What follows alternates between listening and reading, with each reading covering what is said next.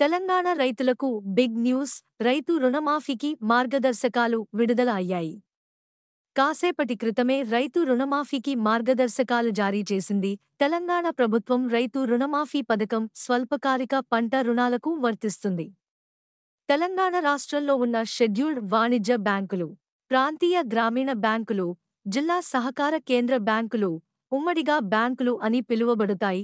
వాటి బ్రాంచ్ల నుండి రైతులు తీసుకున్న పంట రుణాలకు ఈ పథకం వర్తిస్తుంది. డిసెంబర్ 12, 2018 తేదీన లేదా ఆ తర్వాత మంజూరైన లేక రెన్యువల్ అయిన రుణాలకు డిసెంబర్ 9, 2023 తేదీ నాటికి బకాయి ఉన్న పంట రుణాలకు ఈ పథకం వర్తిస్తుంది. ఈ పథకం కింద ప్రతి రైతు కుటుంబం 2 లక్షల రూపాయల వరకు పంట రుణమాఫీకి అర్హులు అవుతారు. డిసెంబర్ 9, 2023 తేదీ నాటికి బకాయి ఉన్న అసలు, వర్తింపయ్యే వడ్డీ మొత్తం పథకానికి అర్హత కలిగి ఉంటుంది. తెలంగాణలో భూమి కలిగి ఉన్న ప్రతి రైతు కుటుంబానికి 2 లక్షల రూపాయలు 2 లక్షలు వరకు పంట రుణ మాఫీ వర్తిస్తుంది.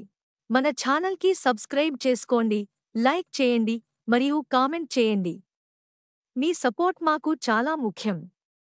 కొత్త వార్తలు మరియు అప్డేట్స్ కోసం బెల్ ఐకాన్ని నొక్కండి.